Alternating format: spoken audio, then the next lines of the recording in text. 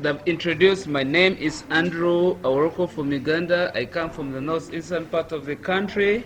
I'm going to talk briefly about VRCs for climate change adaptation in Uganda, a case study for northeastern part of Uganda. Like they've already introduced me, I'm a public health expert who has a lot of interest in climate change.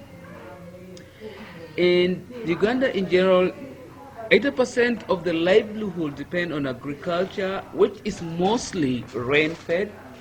The crops include cassava, potatoes, sweet potatoes, millet, sorghum, and pigeon peas.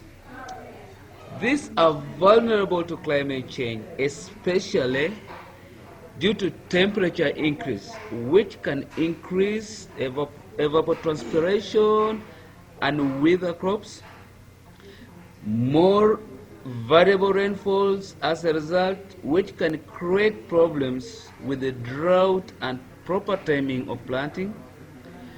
Buildings and people are also vulnerable to flooding, which is expected to become more erratic. The health, the water, the biodiversity, tourism are all affected by climate change. The regional transitioning from pastoralism to agriculture is also experiencing challenges as the herdsmen or herders are taking up farming. This will stress further the existing land resources and create conflict, and climate change will probably exacerbate this transition.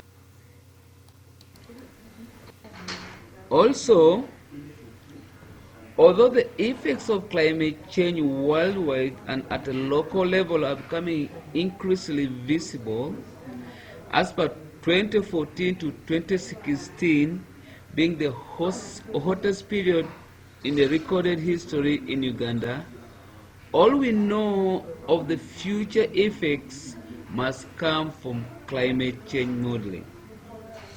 Best known estimates show that Northeast Africa, the temperatures are increasing from 1.5 to 4.3 degrees from 2040 to 2080, with the rainfall increasing through at least in 2050. For the 11 model crops in Uganda, especially in Uganda and overall, most models show that negative impacts under all climate scenarios to 2050, especially cassava, potatoes, show that over 40% in decline in the harvest, whereas millet, sorghum, and pigeon peas show that less than 10% of decline. The major divergence in the outcome between the regions, the north and the east, are as shown in the following impacts. The impacts are mainly for the worst, although some upsets are there. The bad ones especially are the increased temperatures impact are excessive heat stress, which affects the crops, the animal, and the people. Then the flooding impacts, the crop damages, the building damages, disease vector enhancement, e.g. mosquitoes, borne diseases. These are some of the impacts that we are seeing. However, the picture is not all bad. Some studies suggest that sorghum production in northeastern Uganda will increase under increased rainfall. In addition to being a major food crop, sorghum growing will act as a source of cash income. Sorghum beer has been an export growth area for about 10 years, or in the last 10 years in the northeastern part of the country.